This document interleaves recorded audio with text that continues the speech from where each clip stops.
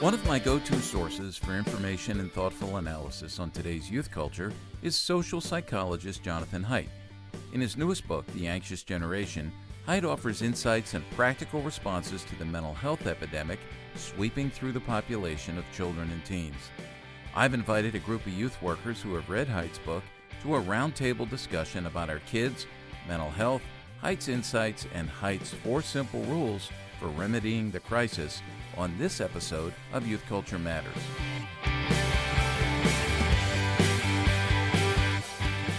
From the Center for Parent-Youth Understanding, this is Youth Culture Matters. If you're a parent, youth worker, educator, counselor, grandparent, or anyone else who cares about kids, we're glad you've joined us for this practical, informative, and hope-filled podcast. This is a place where together we talk and think Christianly about the rapidly changing world of today's children, teens, and young adults.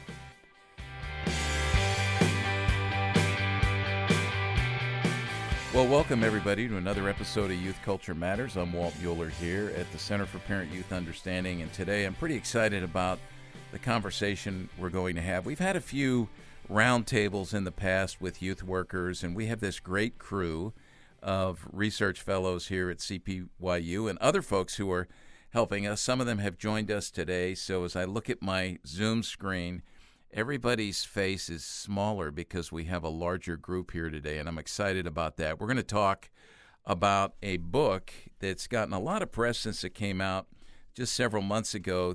Jonathan Haidt's The Anxious Generation, How the Great Rewiring of Childhood is Causing an Epidemic of Mental Illness. That's a long subtitle, but it really does capture what he's driving at. Some of you may be familiar already with Jonathan Haidt. I know we've mentioned some of his books here before. One of the ones that's been most helpful for me over the years was one he wrote with Greg Lukianoff called The Coddling of the American Mind, and I know that many of you who are youth workers and even parents who are listening have tapped into that book. And what Jonathan Haidt is trying to do as a social psychologist is help us understand some of the things that are trending that should cause us concern. I mean, genuinely cause us concern. He is not a follower of Jesus Christ.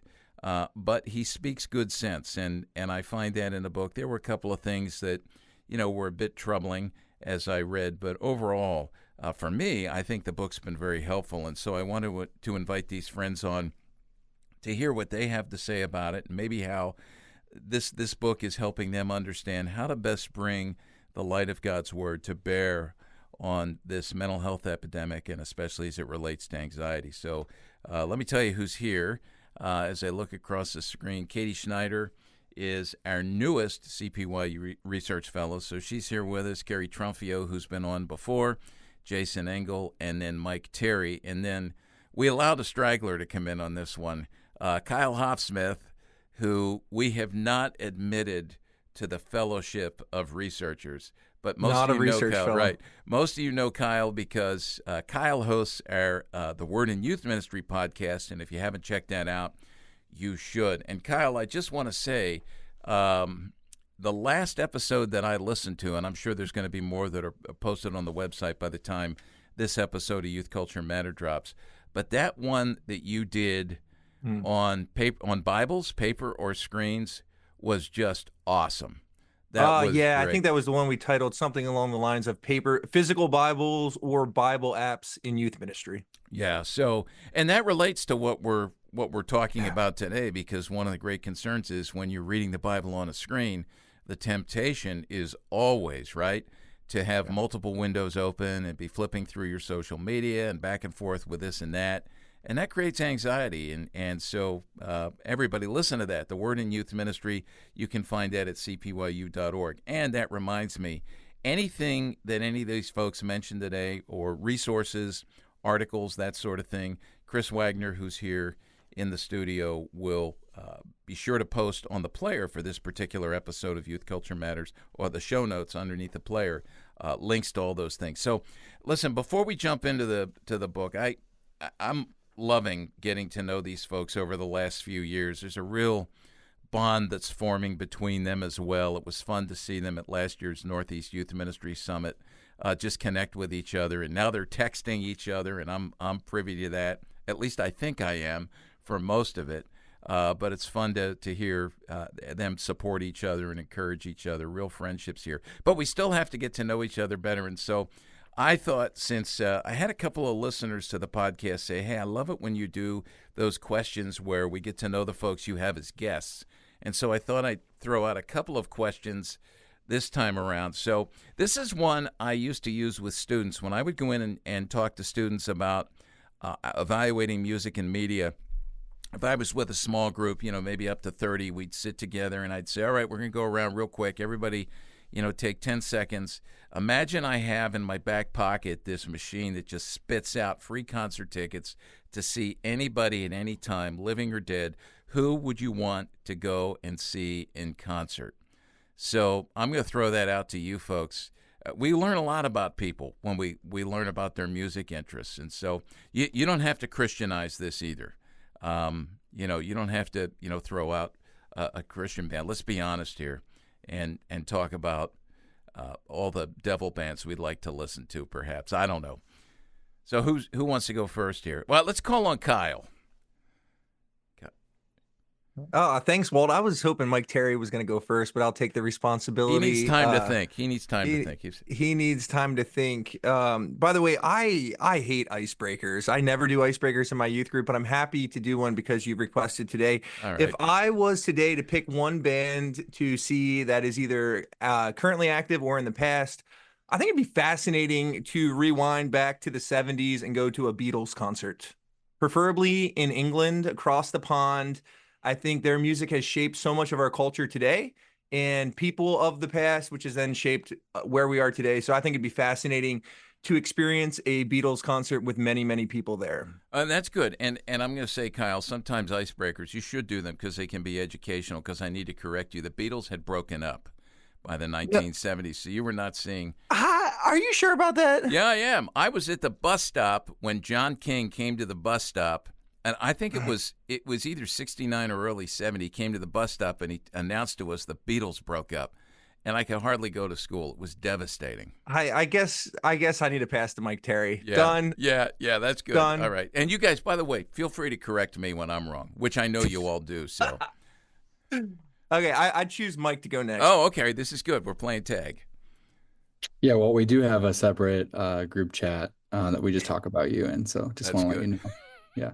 Actually, I do not like concerts. This is not at all surprising. And by the way, separate group chat, you don't even have a phone, Mike. I don't know how they carry your pigeon. I actually thought about long and hard about this question, Walt. And the musical event I would most like to see, I would love to just like sneak in to an old like European monastery. When the monks or the nuns are doing their like Compline or Vespers chants and just sit in the back and listen to it. That would honestly be a transcendent experience, musical experience for me. So no big concerts for me. I actually just went to a Red Hot Chili Peppers concert recently, and you just redeemed this not whole really thing. My thing. Not really my thing. Yeah, that's unbelievable. Mike, you don't surprise me with your first part of that answer. Well, question. Did you have that on your bingo card for today that Mike Terry was going to pick? No. Here, yeah, me No, neither. but it's not surprising, and Mike is the enigma. All right, Mike, who you choosing? Let's go to Carrie. She's looking giddy to answer something here. All right. Mike, that was an excellent answer. It was not where I thought you were going, but I appreciate it. I do love concerts and music, and I think my answer is just based off of a recent experience. Last week we had brought students to Soul Fest, which is a big Christian music festival in New England, and the person I was most excited to see was Crowder, and it poured, and so he got about 20 minutes of his 90-minute set in, and that was like what I was most excited about. So I would want to redo and go see Crowder inside. Yeah. So that was kind of like, if we go back to Kyle's decade, that was kind of like a Woodstock experience with the pouring. So yeah. Good. Go, Carrie. Who you choose? You got two more. Well, we're going to go to Chris too. So we're going to hear from Chris at some point. All right. Well, then I'll go to Chris. All right. Oh, he's got to turn his mic on and This is going to be a long answer. I know I hadn't prepared an answer, so I don't even. I really hadn't even thought about it. Although, okay, I'll go wild card. You said not to. We didn't have to go Christian answer. Yeah. But this is goofy because I hadn't prepared. But I've often thought about how crazy and wild and raucous it would have been after the Israelites crossed the Red Sea and Miriam sang her song. Come on, let's be honest. That would be pretty cool. Okay, you win the prize for one-upping Mike. Yeah, that was very Mike Terry-esque. Although Mike turned it when he said Red Hot Chili Peppers, everything else just flushed that he had said prior to that. So, by the way, little trivia thing, can anybody name the lead singer of the Red Hot Chili Peppers? Mike, you were there. I was there at a friend's behest. Okay, all right. The name. Yeah, you were up at the I know. consensus. Flea's the right. Flea. He's the bass guitar. Yeah, he's the bass guy. So Anthony Kiedis, and if I have this right, his uncle is the latest president of Lancaster Bible College. Yeah, that just blows everybody away. So yeah. All right, Chris? Who are you going to? Let's go to Katie. I'm really enjoying just hearing all of this banter as the new kid on the block. I'm not familiar with all the... Is that a hint? No. Okay, no. all right. But it's just fun hearing. I don't know Mike very well, so I'm learning all sorts of things about Mike. And yeah, you got a good picture. Yeah. I'm enjoying getting this front row seat. Mine would definitely not be probably the most Christian option. I think mine would be, I would love to go back to like my middle school teeny bopper days, and probably do like Backstreet Boys or something like that, just because I never got to do that. When I was in that stage, I know the Backstreet Boys have come and gone and maybe are back again. But I would love to go back to like late 90s, early 2000s Backstreet Boys. That would probably be the one I would pick. Yeah, I watched some kind of documentary on them, and I like the way they go back to the Backstreet, because Backstreet's back, right? Is that that's what they say? So, yeah, I think they've been touring at some point here, but okay, all right. Jason, I get to go last. Yeah, at least before you, Walt. So, so my answer would probably be a surprise to most people that really know me, because I am not a country music guy at all. Which is, I feel like a fish out of water most of the time living in the Southeast. But if I had to choose one show that I wish that I could have seen, it was Garth Brooks in the 90s. Just from the entertainment value and just I know that would be a great show to see. But there's so many bands in the 70s and 80s that I would love to see too. And Red Hot Chili Peppers would have definitely been in the top 5. I would have loved to have seen them live too. So, all right. Country music. Chris was shaking his head. He was a little bit disturbed by your answer. So, yeah. And it stops there. It stops there, Chris. Okay, good. Yeah. So I have to agree with Kyle. That was my choice. The Beatles. I was around when they first came over. I was a little kid in elementary school, and I saw all the hubbub, heard all the hubbub. They went to Shea Stadium, I think, first, and they were on the Ed Sullivan Show, and I actually bought all those the discs of all those Ed Sullivan shows, which are quite entertaining. You can watch when the Beatles were on there, and I felt sorry for any other guest that were on those 2 episodes of the Ed Sullivan Show, because everybody was there to see the Beatles, and nobody cared about the plate spinner and the magician and whatever else they had going. But yeah, the Beatles. I would love to see the Beatles. So, all right, so. Let me ask you another question here. I threw this at them ahead of time, so they had some time to think about this, and I hope it was a fair question, and it ties into what we're going to talk about today with anxiety, because music really is a window in so many ways into the soul of youth culture and even individual kids. Especially those who have great voids in their lives or who have dealt with a lot of adverse childhood experiences or experiencing a lot of stress and anxiety. Many times we go to music And music can put into words things that we feel that maybe we don't have words for. And so over the years, as someone who watches and listens to popular music, there have been some songs that pop up that, they seem to be windows deep into the soul, not just of those who are singing it in terms of what they've experienced in life and the stresses and strains that they have now, unresolved issues perhaps, but kids latch onto that, adults latch onto that stuff. And so my question is this: is there, as someone in youth ministry, is there a popular song over the years that has served to open your eyes to the realities of students, especially as it relates to brokenness, sin, and anxiety? Just curious, and I won't call on anybody here, but if you have, I have a couple that I still listen to, and they're quite moving. But what about the rest of you? Anybody want to speak to that?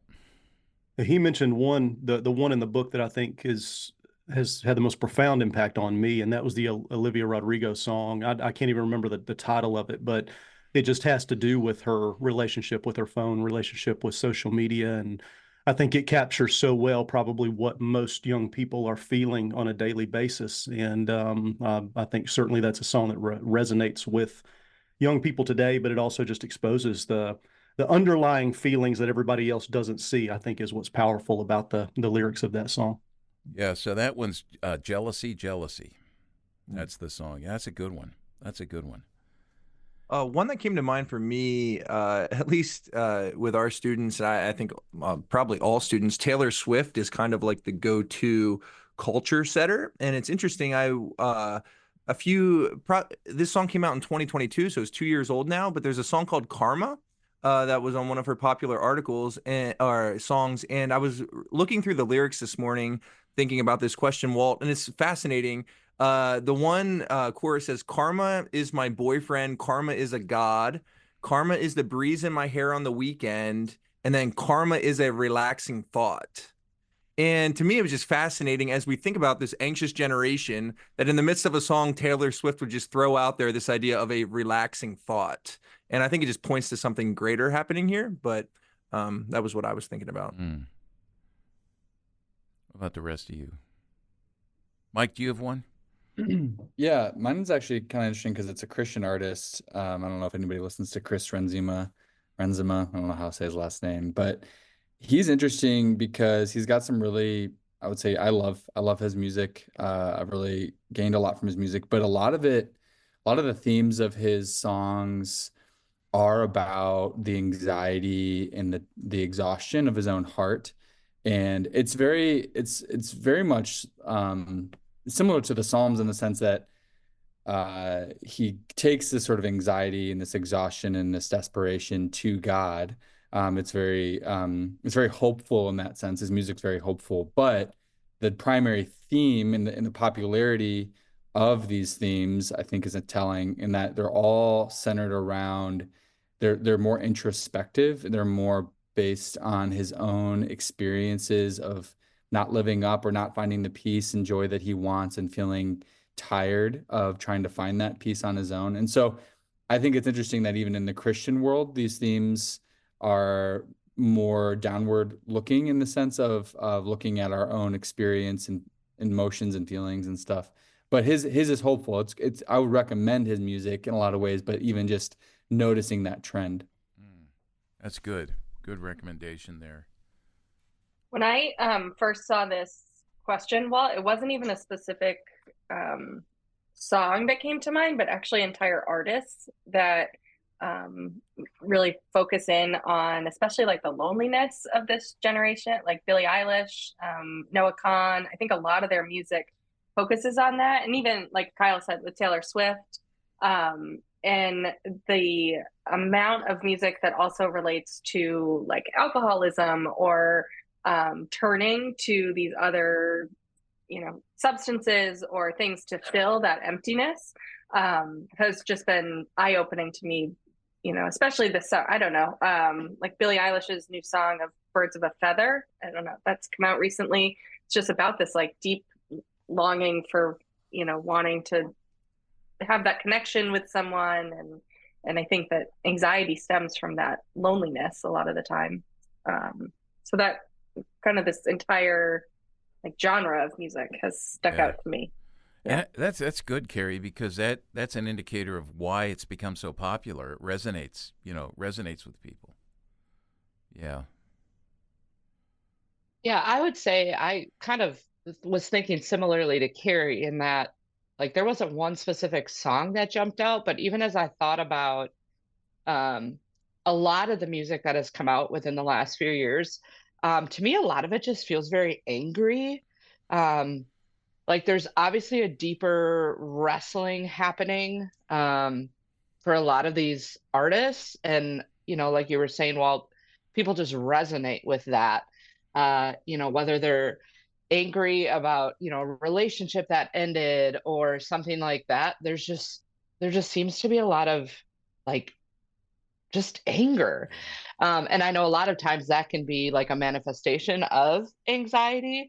When there's a struggle going on underneath, that's how it kind of presents itself. As I did yesterday go back and like pull up some of the more popular songs from the last few years, and all of them were either, like a ballad of something, related to a relationship or some sort of like sexualized something. Or it was like the one that keeps coming to my mind is the one with the first, the name of the song is the first several letters of the alphabet and then ends with you know what I'm talking about? Yeah. Like just this like anger towards people. And again, I don't know that that's connected to anxiety, but it just was kind of something I noticed as I was thinking about some of the more popular songs of the last few years. Yeah. Yeah, that's good. And so much of the rootedness of, anxiety and brokenness, that certainly comes out in a lot of that. It's nothing new. I'm thinking back 30 years, 35 years, when the music started to come out up in the Northwest, the grunge music, and just lament, brokenness, anger that comes out. I think, let's see, Jason, you're probably going to say Achy Breaky Heart, Billy Ray Cyrus. Well, besides the Olivia Rodrigo, okay. I was thinking about. That's right. You gave us one. Yeah, but Carrie, mentioned Billie Eilish. That song. What was I made for? Yeah. I think that plays on what everybody is talking about. Just expressing the anger and the anxiety of what you're experiencing today, but at the same time, we see the truth that we were all created for eternity, and so that thought is constantly there, like wanting to find purpose. And at the same time, we're under this tremendous strain of this anxiety that's just constant because of social media and all these other things. We all want to have purpose, and that song is especially heartbreaking to me as I listen to it. To hear the various outlets that she's looking to find purpose. And underlying it all, I think, is the big one for today is just happiness. How can I be happy? And so I think that's a good balance to kind of the anger of the day and the pressing anxiety that's felt. And that's a great example. What a great prompt and launching point for conversations with our students. To play that, they're familiar with it. Do you see yourself in there? Where do you see yourself in there? Are there words that express, what is, moving in your soul and your head and your heart? And then to turn around, like you said, and bring them, to the hope of the gospel is a good thing. Did we miss somebody? Kyle, did you go? Yeah, I went, but I have a question for you, Walt. Yeah. Based on this, how have you've been tracking this more than any of us. How have you seen this switch over the decades since you've started CPYU? Well, it's interesting that you asked that question because when Katie was talking, I was thinking so much of it now is related to, more romantic relationships, angry breakup songs, things that are sexualized. Whereas in the past, if I go back 30 years, and I'll share with you two songs, one that's over 30 years old that just continues to echo in my head. Those songs are more just about more general angst, just in brokenness, which seems to indicate to me that as a way to, like Carrie said, to anesthetize yourself with things, one of the go-tos now, one of the lies that our students are believing, and we can believe this as adults, is that my romantic relationships are what will be most fulfilling. And they never will be, right? Because we're made for God. And, so a breakup is just incredibly, devastating. A rejection is incredibly devastating, which, by the way, just to go further, Kyle, to think about, now we just did a Youth Culture Today, one of our little 1-minute podcast radio shows was on situationships, where, there's no romantic attachment, and no emotional attachment, because it's too dangerous, it's too risky, So yeah, that's a great question. Chris, did you have anything? Oh, go ahead, Kyle. No, I just know that you've been tracking this for so long. Yeah. It's helpful to know. Oh, so I should probably. Do you want to go, and then do you have one? Yeah, several, kind of like Carrie, is kind of different genres of music. I thought back to late 90s, early 2000s that I grew up with, songs that, like Jeremy from Pearl Jam, Perfect from Simple Plan. Oh, yeah. Linkin Park came to mind. Yep. And then maybe a more current artist, Machine Gun Kelly, has a lot of anxiety themes throughout his music. So. Yeah. Okay, so I'm glad you mentioned Perfect. Man, that one was just incredibly moving. Alanis Morissette, right? Was that? I was thinking of the Simple Plan. Oh, Simple Plan. Perfect. Yeah. Well, okay, and that's true. Yeah, that's true too. So you mentioned one of mine, Jeremy, which just continues to, and I'll tell you that the thing in there when Eddie Vedder's singing that, I mean, the story is horrifying, but what really gets to me is kind of the wail, the moment when he just wails, with that brokenness and that hurt, which is tied into my second song where there's a wail, and it's a more recent song, and that's Dave Matthews, Gray Street. I don't know if any of you have listened to that song. I listen to that. I mean, it is one of his best songs, and I think it's catchy, but it also is so broken as it puts a face on depression, and even mentioning, praise to God most every night, but swears it doesn't listen, or he doesn't listen. He's sung in a few different ways. And so I think those are great examples. So, track with music. And one of the things I'd say to folks as we get started on this discussion, I know it's fun getting to know each other this way, is use music tastes as a clue into, expressions of how your kids are actually feeling things. Before we take a break, we need to take a break, but one of my memories, I was with, speaking on a youth retreat, this was a long time ago. I'm going to say it was like 1991, 92, and it was for somebody, some of you know, he's been on the podcast, Mike Flavin, who's like 10, I think Mike's 10 to 12 decades in youth ministry. But I was at a middle school retreat for him, and I was speaking, and I went in on Saturday. We had free time. It was raining. We were out playing football. We were all muddy. I went into the guy's cabin to change, and nobody else was in there, I thought. But it was one of those, typical retreat cabins where you walk in, there's like a massive bathroom for everybody, and then bunk rooms with about 20 bunks on either side. So I went to the right. I was getting changed, and all of a sudden I heard this loud music coming from the other side, and I went over, and it was in the back of the room. I kind of leaned down and looked through the bunks, and there sitting was this 8th grade kid. His name was John. I remember him like it was yesterday. And he's just kind of sitting there with his eyes closed on a bunk listening to this music. He looks up, he sees me, an adult, all of a sudden authority, and he jumps over and he hits his boombox and turns the thing off. And he apologized. He said, I'm sorry. It was so loud. I'm sorry. I know we're not supposed to be listening to music. I said, no, what was that? I've never heard that before. And so I went back and sat with him, and he showed me, it was Nirvana, Kurt Cobain, and he was listening to Smells Like Teen Spirit, which I know everyone's familiar with.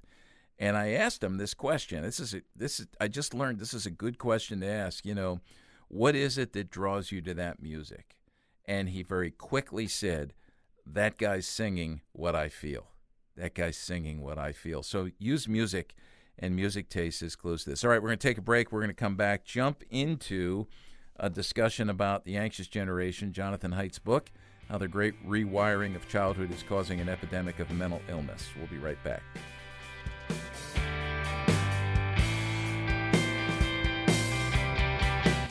If you're a youth worker looking to learn more about how to bring the light of God's unchanging word to bear on the realities our students and families face in today's rapidly changing world, I want to invite you to register for our brand new CPYU Youth, Men, and Culture online cohort. Beginning in October, I will be meeting bi-weekly with this cohort, which is limited to 16 participants. As a member of the cohort, you will experience a guided cohort experience with youth ministry peers designed to increase your knowledge, skills, and effectiveness in equipping your students to navigate culture and apply faith to all of life. I'll be leading these 90-minute sessions where you will receive practical instruction, engage in discussion, learn how to apply what you're learning in your unique ministry setting, and more. To see the schedule and to register, visit cpyu.org and look for information on the CPYU Youth, Men, and Culture cohort. I look forward to interacting with you beginning in October.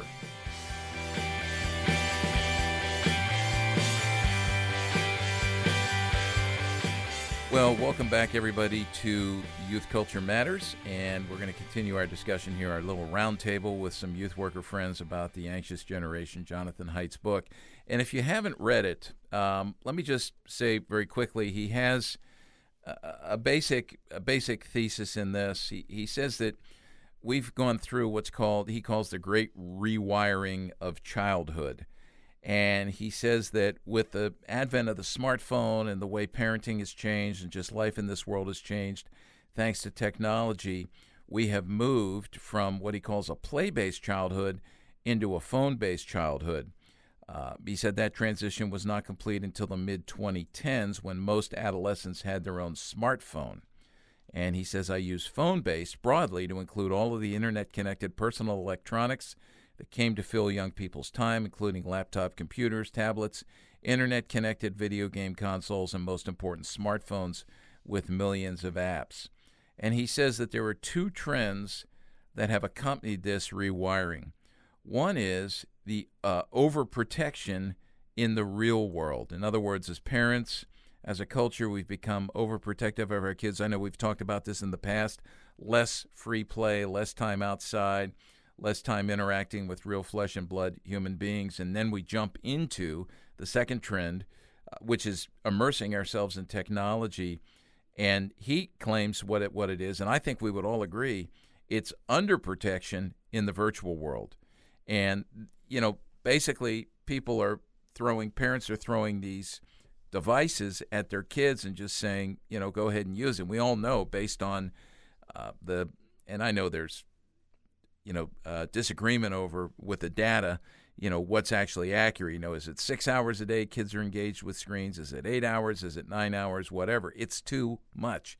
And he works this thing out. So I want to ask you folks, what was eye-opening for you as someone who works in student ministry? I think even as parents, what was eye-opening for you as you read the book? I think the biggest thing is so often we are aware that there is a problem. You're aware that something's going on. And I don't think anybody would say that, since the early 2010s that a shift has not taken place. Everybody can see that. We just don't know what it is. We don't know what's happening. And, as a student ministry leader, but also as a parent, it's good for me to see what those developmental issues are from someone who works in that field, from an expert in that field, to hear some of the data, to hear what's going on in the bodies and minds and hearts of my children and the students in my student ministry, to understand, it's funny, some of the most foundational developmental issues that are happening within us, we're not even aware of it.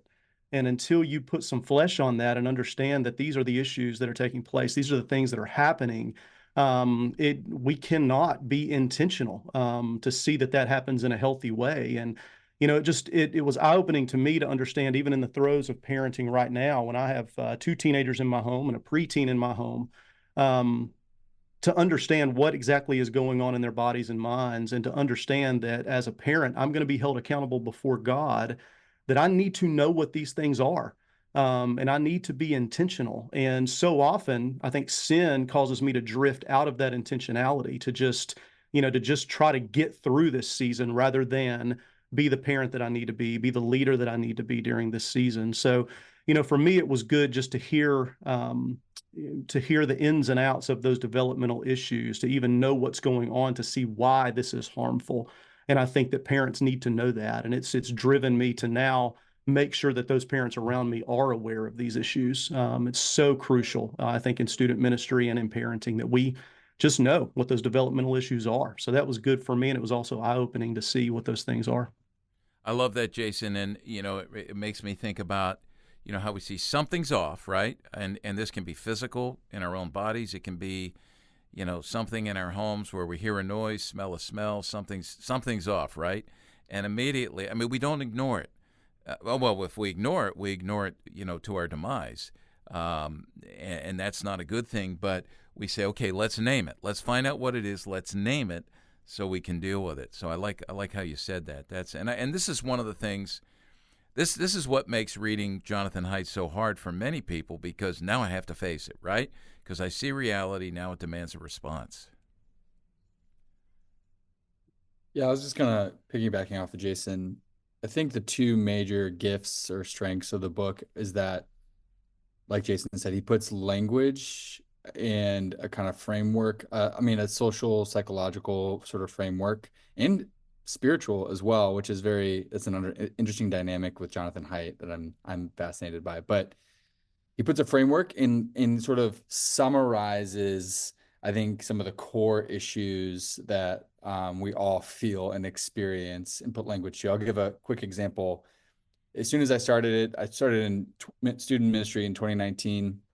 And one of the first themes that I noticed emerging just from my interaction with students and observations of them is that relationships and community had shifted in some way, but it was vague in my mind. I'm like, the kids weren't hanging out together as much. It wasn't as natural for them to just pop over to each other's houses or go grab Applebee's after youth group or whatever it is.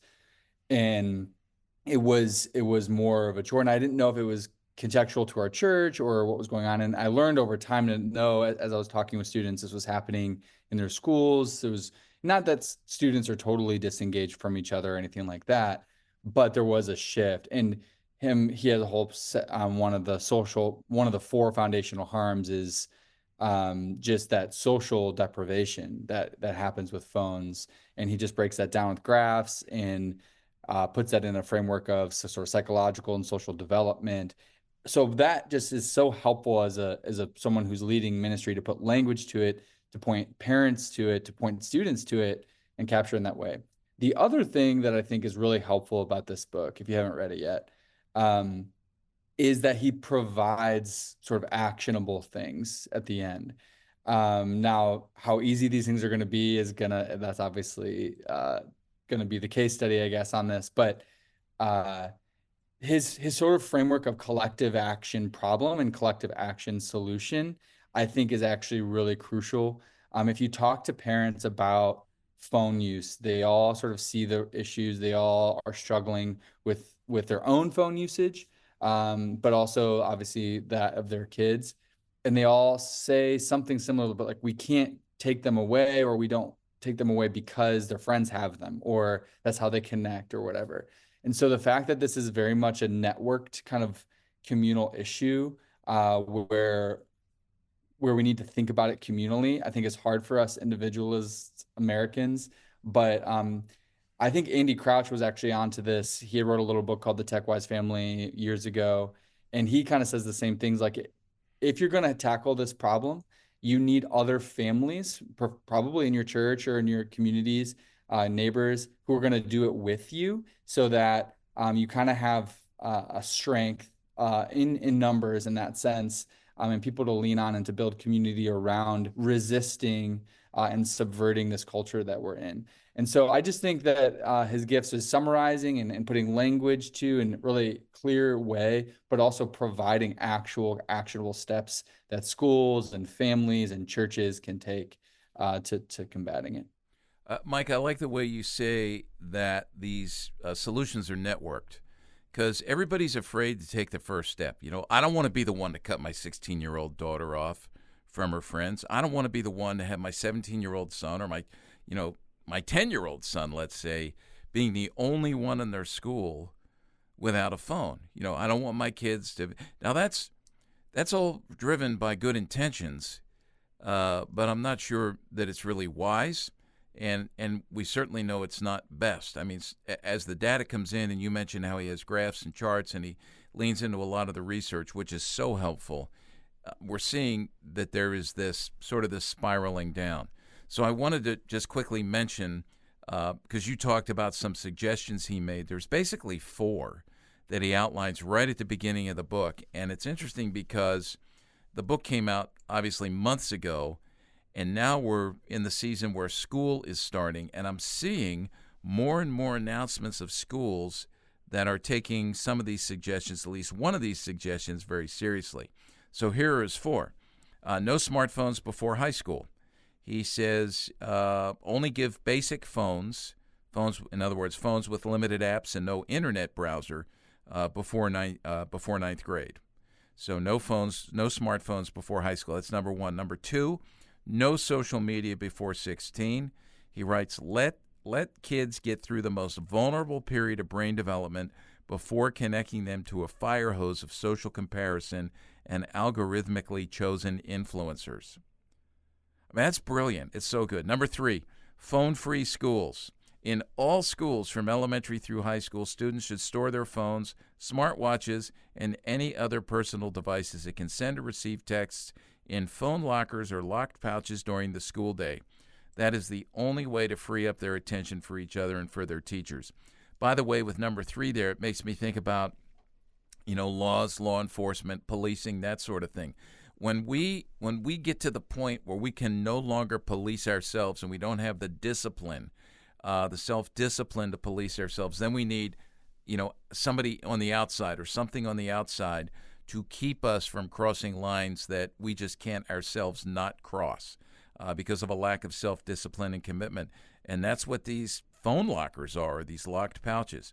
That's number 3, phone-free schools. And number 4, far more unsupervised play and childhood independence. So he's trying to get people back to that play-based childhood and letting kids go outside.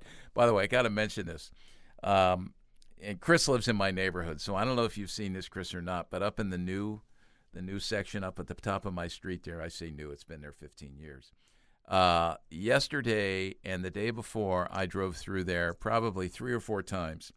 Every time I drove through, there was this group of girls. I'm guessing they were elementary aged. Have you seen them outside playing? Oh, yeah. And if you see what they, like, you're going by, I don't know if you guys remember, like, you crank your arm like this to get an 18-wheeler to toot their horn. They're doing this whenever I drive past, and I toot. And they scream, they yell, they jump up and down, and I'm just thinking, this is unsupervised play, and I'm adding to it. And it's awesome. I can't wait to drive up there today and see if they're outside. It's going to be tough when summer ends, but and I just thought it's great these kids are outside. It's wonderful. So, yeah. So those were the suggestions, Mike. Thanks for bringing them up. That's awesome. What else? What else hit some of the rest of you? As you're reading this? I totally agree with what's been said so far, but what was most eye-opening for me, I initially started reading it through the lens of someone that works with middle and high schoolers, but you can't help but also read it through the lens of a parent. And I have a 5-year-old and an almost 2-year-old. And for me, it was the maybe anxiousness or unrest that I felt within myself as reading some of it. Like, I don't know, is it safe to let my kid, like I saw myself, when you talked about the playgrounds and stuff like that, I get nervous when they're up on high spaces, the importance of letting them like just run and play. So just, I don't know, maybe if there's another parent listening or something, like to recognize that those feelings are okay too, like that this feels countercultural in a lot of ways as you're reading it. And like when they talk about like the 6 to 8 year olds, letting them walk to the store to get like the garlic for dinner, even if you don't really need garlic for dinner with their friends or whatever. In my head, I'm like, no, she's too little. But so that unrest, I guess, that I felt in reading through some of it as a parent, I think is good, but definitely maybe need some further poking and prodding in my own heart. Yeah, and Carrie, I'm glad you bring that up, because even okay, so I was a kid, then I was a parent, and our kids played outside all the time, and then this shift started to take place. Now my grandkids are out there, and so I get a little bit of what you're saying. And those of you who are younger, with younger kids, I understand this. But if you listen to Jonathan Haidt, where he writes elsewhere, especially in The Coddling of the American Mind, he talks about how that lack of free play or freedom, where you can send your son or your daughter out at a young age and they can have successes and they can have blips, they can have failures, they can get hurt.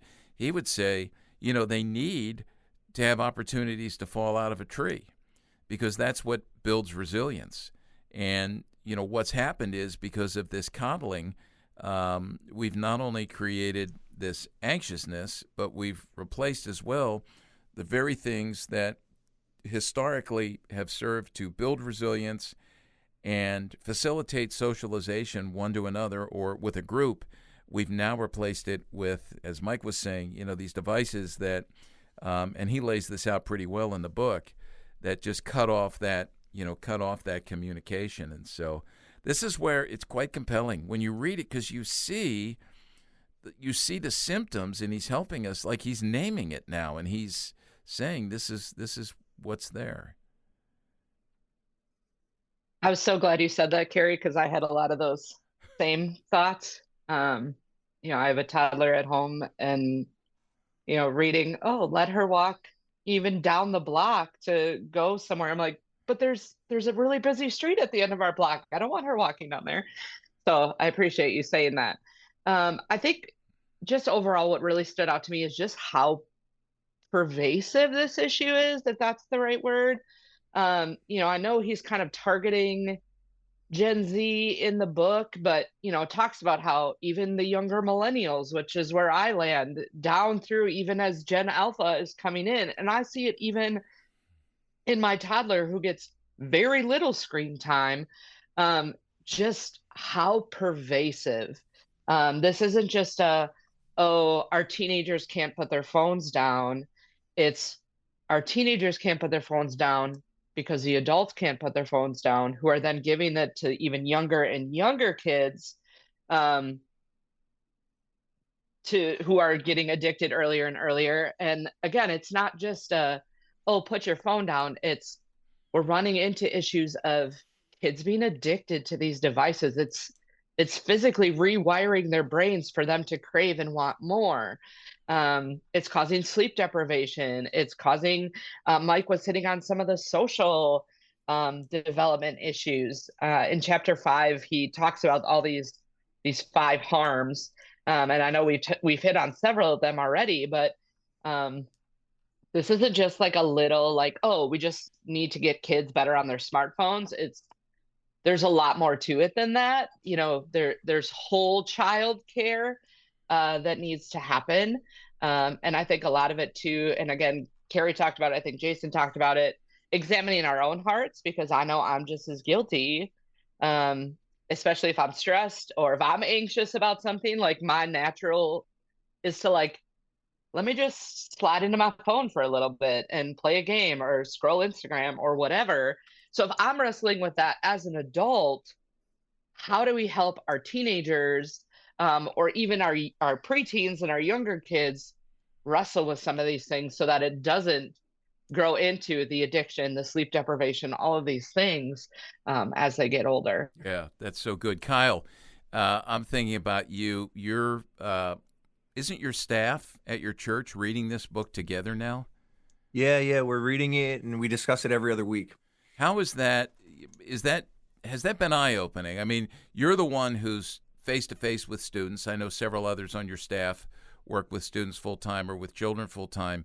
But even with those who are older, has this been eye-opening to them, and how has it been helpful? Yeah, I think it's been a helpful thing for me. There's probably about 17 or 18 of us in this discussion, both staff and interns.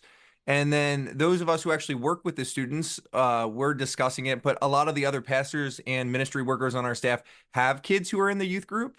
So what's happening is, as we're having this conversation, you have people who are talking from a parental standpoint, both of little kids and having teenagers. But then you have those of us who are working with them.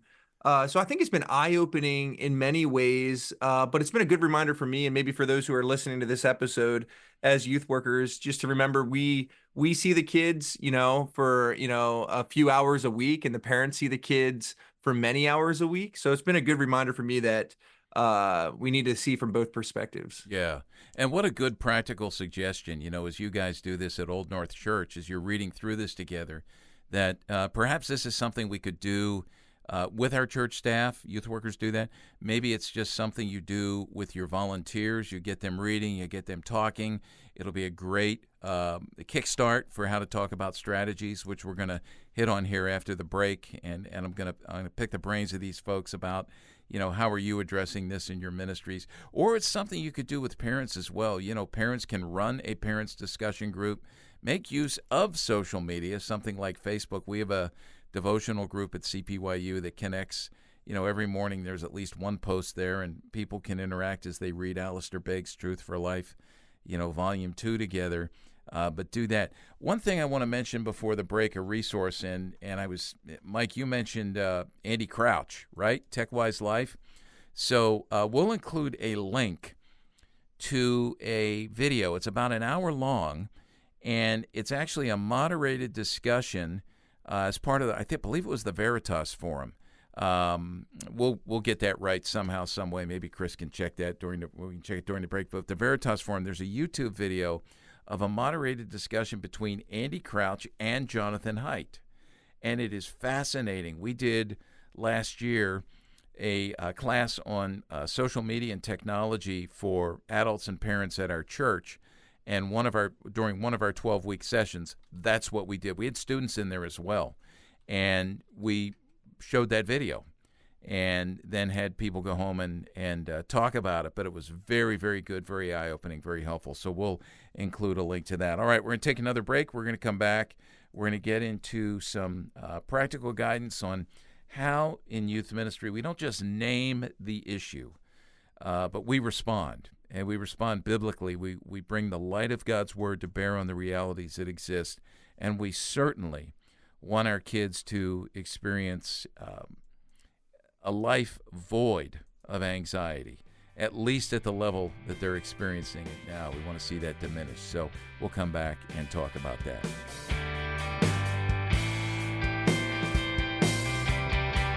As debates about human sexuality and gender dominate classrooms, communities, churches, youth groups, and social media, youth workers committed to a traditional biblical ethic may struggle to find their voice. Some may wonder if there's a safe place in which to form a theologically informed and nuanced approach to these charged and complex issues.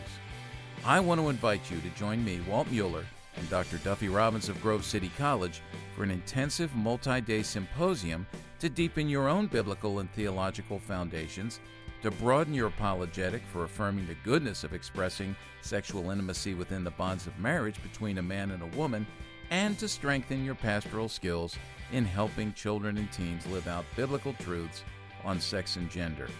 Our upcoming CPYU Symposium on Traditional Biblical Sexuality in a Changing Youth Culture will be held here in Lancaster, Pennsylvania, November 12th to 15th of 2024.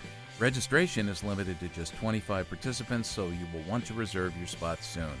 To learn more about this CPYU Symposium and to register, visit cpyu.org and look for the CPYU Symposium on Traditional Biblical Sexuality in a Changing Youth Culture.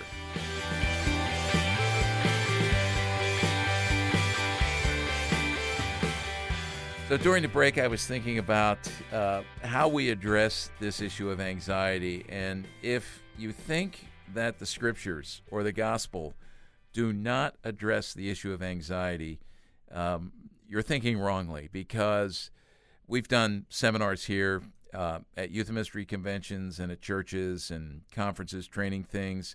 In fact, I pulled out a script for one of the teachings that I do called Stressed Out Teens and Anxiety, a seminar that I originally put together back in 2017 and have been updating since then. And one of the things that came up as I was researching this is that the most repeated command in the Bible, 365 times, once for every day of the year, right? 365 times is do not be anxious, do not fear, do not be afraid, some version of that. And Ed Welch, who, by the way, is a great resource on this, the folks at CCEF, Christian Counseling and Education Foundation, will include a link to them. They've done full conferences on anxiety and produced lots of printed resources that you can use. And Ed Welch wrote a book in the Reformed Youth Ministries track series called A Student's Guide to Anxiety. And by the way, the title it's not an instructional guide on how to have anxiety, but on how to bring the light of the gospel to bear on, your anxious feelings. And, one of the things Ed Welch and David Pallison said for years as they help us understand anxiety is that this shift that we're talking about here and that Jonathan Haidt addresses is indicative of a shift to things that used to be the normal stresses and strains of life. And I'm the oldest person on this podcast, so I've really seen this shift in some big, big ways from generation to generation. But it's a shift from, being able to handle the normal stresses and strains of life, just humanly speaking, with resilience, even if we don't bring the gospel into it and lean into God's promises and the peace that God promises us. But a shift from that to those normal stresses and strains of life becoming overbearing. And let's not forget as well that when something like this goes viral through the student population or the teen population, and especially in a world of social media, that sometimes it actually becomes trendy to say publicly, this is called sad fishing, right? So you throw things out on social media, say, I'm so depressed, I'm so anxious, when in fact maybe you're not. I think we need to take these things seriously whenever students bring them up, but then we have to be discerning, because sometimes kids are they're just out there fishing for likes and comments, and they want to fit in. And it says a lot when it means fitting in means being anxious because everyone else is anxious. So that's, again, indicative of kind of what's going on here. So what I want to do is I want to end with this question and just pick the brains of these dear friends here about how they've responded to this in their ministries, whether it's through communicating gospel truths to kids or ways to spark individual conversations, ways to point to counseling, strategies for dealing with parents, any resources you've found helpful. So I'm just going to open it up and say, help all of us understand, and I know it's limited, your experience is limited, but let's share some of the wisdom of what each of us have done. So I don't care who begins. I'm not going to be anxious about this.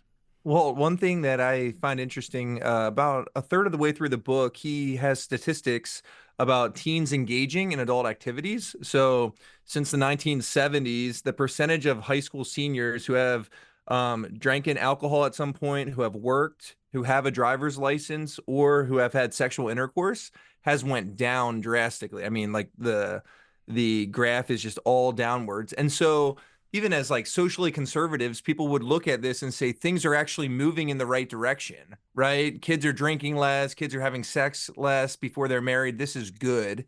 But I think it's a reminder for us as youth workers that our goal is not just to create moral students, right? In the midst of all of this, I think when we talk to parents, I've been meeting with parents a lot. We do these things called Parent Connect meetings, which are kind of like parent-teacher conferences, but with me meeting with the students or Josiah or middle school pastor or others. And as we're doing these, parents want their kids to make right choices. Parents want their kids to live in a moral way, but we always need to lead with the gospel.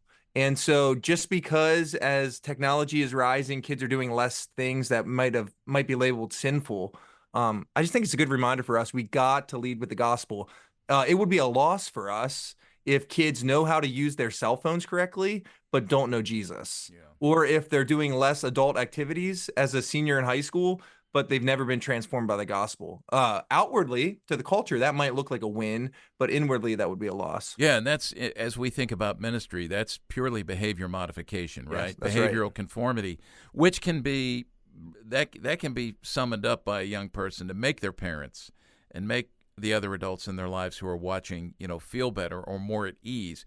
When in fact, what we want to see is, heart change. The heart change that God's Spirit brings as young people hear and respond to the gospel, as God, calls them to Himself. And so that's really ultimately what we want to pray for. And sometimes it's messing up in those other areas you mentioned there, Kyle, that actually, and having conversations about that and having to deal with the consequences of that leads to an openness to the gospel. So, yeah, that's good. Hey, you mentioned one thing there, and I want to bring this up because I think this is a great example of how, fear, being a bit pensive and anxious, has worked itself out in the student culture, and that's the whole getting your driver's license thing. Yeah. I'm going, as you mentioned that, I'm going back. All right, I'll age myself here. I keep getting emails about my 50th high school reunion, which is hard to believe. It's like a blink, when I think back to it. I don't remember one student in my high school who wasn't like, just eager. I can't wait till I turn 16 to get my driver's permit and then get my license. And so many now today are putting that off. Kids are driving at later and later ages, and I think anxiety might be part of that. Yeah, that's one of the strangest trends that I've been following here. And I believe, as he points to in the book, this chart is on the same page where he talks about, or I'll just quote him: once a child gets online, there is never a threshold age at which is granted more autonomy or more rights, which would be the end of the quote there. So it's almost as if because kids are experiencing things online, they're getting their taste of freedom that the driver's license used to give them. But I still can't figure it out because, I even look at this. I have a situation with a family. It's not a situation, just an observation where the older brother is going to be a senior. And then the next child in the family is his sister is going to be a sophomore. And she's about to have her driver's license before the older brother. And I just think even in a family dynamics, that makes no sense to me that you wouldn't want to get your license. So it's just fascinating. Yeah. What about the rest of you? I would love to just share one thing that we've done that has worked really well, and then maybe a couple of resources.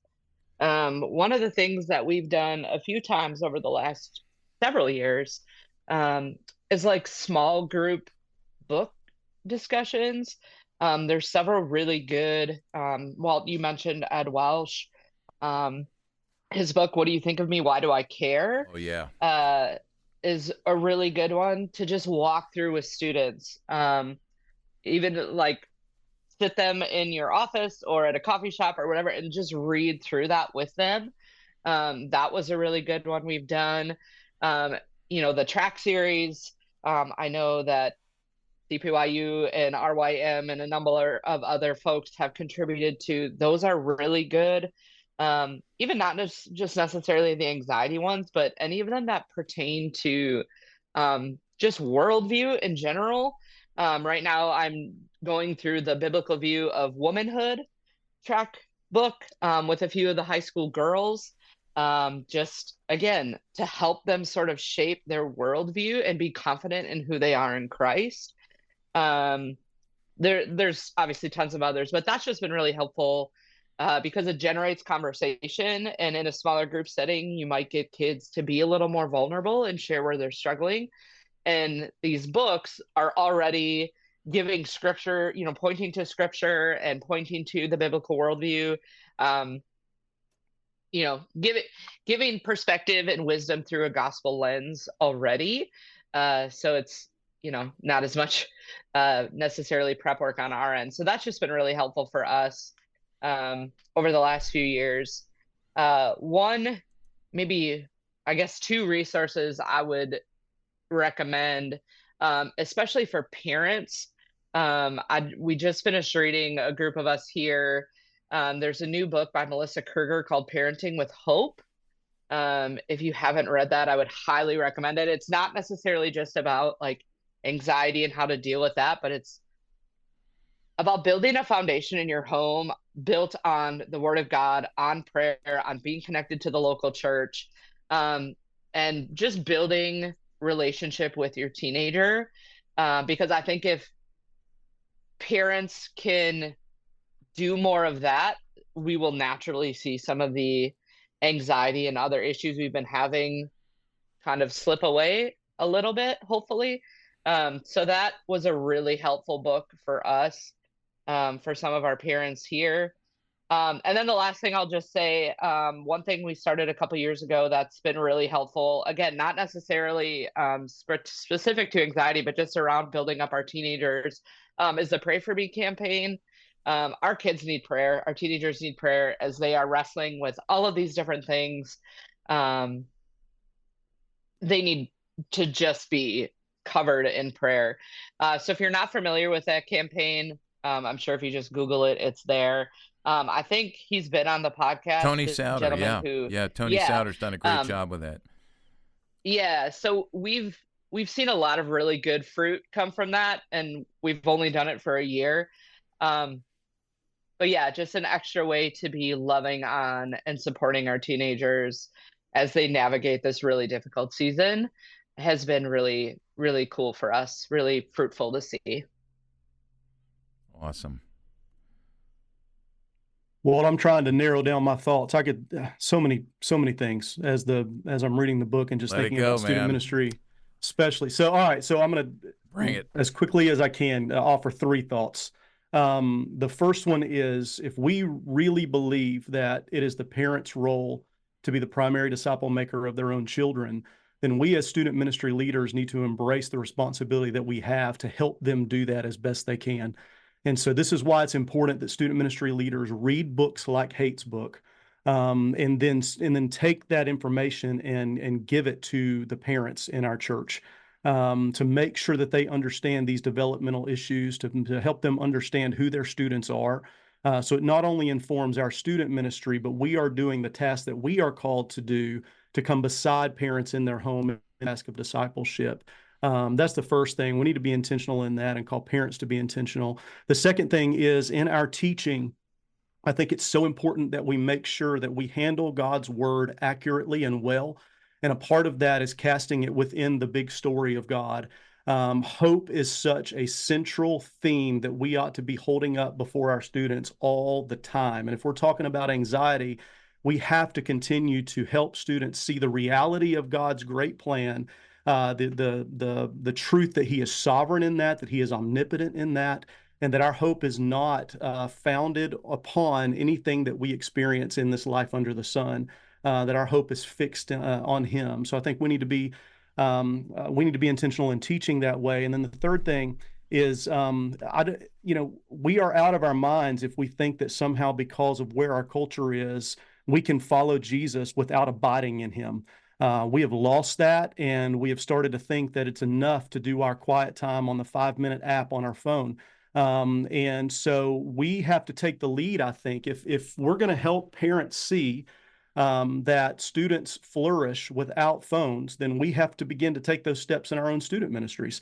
And so we need to set aside time not only to teach about spiritual disciplines, but to lead spiritual retreats where students leave their phones away and are able to abide for long periods of time, an hour, hour and a half, 2 hours, and just sit in Scripture and meditate and do all the things that Scripture calls us to do that are never going to change, that lead us to spiritual maturity.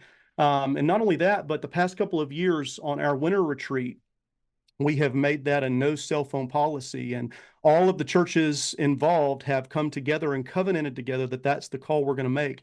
And while it was incredible this past retreat, walking around on the second day and looking around and seeing kids play Uno together, I can't tell you the last time I saw that on a student ministry retreat or a student ministry camp.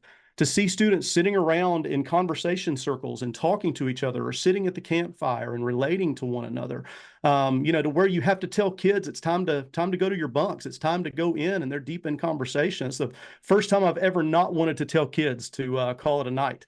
just because you see these conversations. You know, the hopeful part of Haidt's book is that he is hopeful. It's not too late. There are things that we can do, even for students who have been rewired in detrimental ways. Students are resilient. They can come back from taking away their devices. And I think that we're going to see some beautiful things if we're careful to do that even in our student ministry. Now, where that's difficult is when you take phones away when you go to a camp and all the other churches' kids have their phones. He's right when he says it has to be a community thing. Yeah. So the more opportunities we can find with other churches to remove the devices and just watch what students do without them, I think it's going to be a blessing to us, but it's also going to show parents that students will flourish. We have to trust that that's the truth. So we can take the lead in that. As far as a couple of resources, Liz Edrington wrote a great little devotional for so I think especially for teen girls, but I think guys can use it too on anxiety. It's an excellent resource. And then just going back, I think we need to read old books like A.W. Tozer to recapture and understand what it means to pursue God, what it means to abide in Him, and let our students read that and help them to understand that that is absolutely necessary for growing in godliness and to truly know and treasure Jesus. They must abide in Him. You said so many good things there, Jason. But just a couple of prompts. One would be just the last thing you said. You know, Kyle he has students he reads theology books with, and we think kids can't do that. And we're actually contributing to the dumbing down of a generation when we don't raise the bar higher and say, let's give this a shot. And I think we deny, we ignore the cognitive abilities of kids, and we treat them more like children than the adults that they're becoming, and certainly we want them to become mature spiritually as adults as well, and so the whole thing with theology is good. The other thing I would say to what you said is, again, youth groups, go back to the Word and Youth Ministry podcast. I'm a firm believer, just because of the research that's there and what we see anecdotally, have them shut down their phones, get paper Bibles, and then, like you said, these fasts, where we shut down the technology for a weekend. When we started the Digital Kids Initiative, and I still remember the first time, I can see it happening in the room at a youth specialties convention where I'm talking about what's happening. Technology's unfolding. Smartphones are new, and rooms full of youth workers, and I can still see the guy who raised his hand and said, what do we do when we go away on retreats? My kids will cry.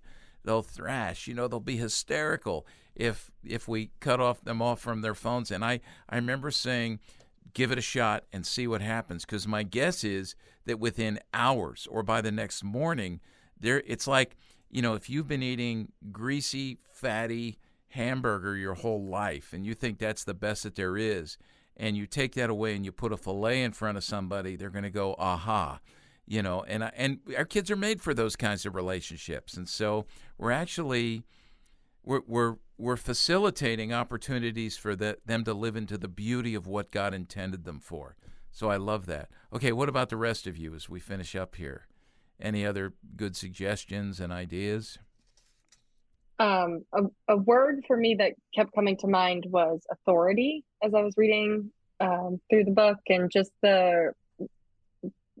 reminding kids and continuing to put in front of them the truth of God as authority, and not their phone or the person talking to them on whatever social media site they're on, or whatever YouTube video they're watching, or whatever it is. But when people speak with confidence, and it comes up in fun 30-second clips, it's more entertaining or maybe engaging than like sitting and reading scripture. But the unchanging and eternal authority of God, making sure that students have that truth and that knowledge to hold on to in the midst of this little thing in their hand that seems more and more like authority. Yeah, just submit everything under the light of the authority of God, the light of Scripture. Look, I'm at the point where I don't know what to believe anymore, right? With my phone or the news or newspapers or whatever. I don't even get a newspaper anymore. But, it's just, man, there's just so much. Yeah. Anybody else? Thoughts? Yeah, I mean, I agree with everything. I think it's really just helpful to I think as this conversation continues and grows and more books like Heidt's come out, I think we all have a collective sense that this is a very deep issue. And I would say it's really helpful, I think, for pastors and ministers to put this sort of spiritual frame on this as a part of us battling against principalities and powers and what God is doing. His whole chapter in the book on spiritual elevation and degradation, I thought was really fascinating and interesting. And my mind went to Psalm 121, which I think I've mentioned on this podcast before, but just I lift my eyes up to the hills. From where does my help come? My help comes from the Lord who made heaven and earth. And if our eyes are always downward, literally and psychologically and emotionally and spiritually, we're playing into the hands of Satan, right? And his scheme of looking to ourselves, looking to things that are much less than God himself. And so always encouraging and pointing to this sort of orienting reality of who God is and what his promises are. Obviously to the cross itself as sort of the identity making reality of our life, I think is just so crucial. But more than that, like Jason said, helping people experience that in real ways. He says it in this book, I forget where, but information is not enough, especially for adolescents. They need to tie that with experience. And so helping students see like, okay, here are the spiritual implications of your 10-hour a day screen time. Okay. Here's what Instagram means for your soul. And like actually working that out with them, giving them spiritual language, a psychological language, social language to map that out and for parents and as well, obviously for families as a whole. But then like maybe what this looks like is a lot more student ministries focusing on silence and solitude retreats or just getawaying to nature together and making a conscious effort to put away our phones, but focus on the Lord and engage in spiritual practices like Jason was laying out for us. I think that experiential piece to taste and see that the Lord is good, and then tying that in with the information and walking through books like this, that marriage and really putting a conscious effort toward marrying those things together in our ministries, I think is actually going to be one of the most fruitful discipleship efforts that we can have in our current cultural moment. I think the downward pull toward our individualistic passive consumption is what Satan is doing in our world, and that's how he's just confusing us and disorienting so many kids today and leading to anxiety and depression and listlessness and meaninglessness and anomie and all these things. And I think we have this really amazing opportunity as pastors to move families and students, which is the crucial sort of time frame that Haidt lays out in the book of development, of growth, of maturation, of establishing identity. So there's this really unique moment for your student ministry, I think, to lead in this way. And so it's going to have to take major shifts, I think, programming shifts, discipleship shifts, and communicating this with parents and getting elders on board, all that kind of stuff. I think it's pretty big. So I agree with everything was said. Jason especially laid it out really passionately. And I think that's maybe something that we need to begin to pray through and think through as student leaders. Yeah, so good. Kyle, did you have anything to add? No, I just, if I were to summarize what we've talked about, I would just say that books like this are so helpful. And we would be doing a disservice to our students if we were to put a blind eye to these books. But let's also not idolize this issue because we know what the core issue is. Yeah, that's so good. And just a couple of closing thoughts from me before we shut down here on this episode. Mike, you were sort of echoing the experiential part of things, and I know we all agree on that. And one of the things that came to mind is a simple thing like camps with ropes courses. initiative games, things like that. Even the way we can incorporate some of those experiences into our weekly meetings with students, where we learn to be stretched beyond our comfort zone and learn to trust others and begin to understand that we don't have to be fearful. We don't have to be anxious. I did this. I'm afraid of heights. And I was with some of my, I won't name who these guys were because then I would implicate them in their fearfulness and their peer pressure on me. But we were out in Colorado together on a vacation. And these are guys you all know. And we have a friend who has a huge ropes course out there. And we got there. And I'm very nervous about getting up there, even if I'm tied in. And they chose me to go first. It was peer pressure. And I caved and I went. But it was interesting because we were all fearful. And when we were done, we processed, and it was a victory, right? Because we got through it. Nobody wound up dead or on the ground, and it was a way for us to experience that. And so I think that's a good thing. And one other thing I'd mention, and Chris will include some links to some of these resources, but we have a lot on our website that will help parents with this, will help youth workers with this. We have parent prompts that some of these folks here who are on the podcast today are writing for us faithfully and well. Family table talk devotionals on this particular topic, all sorts of things that are there.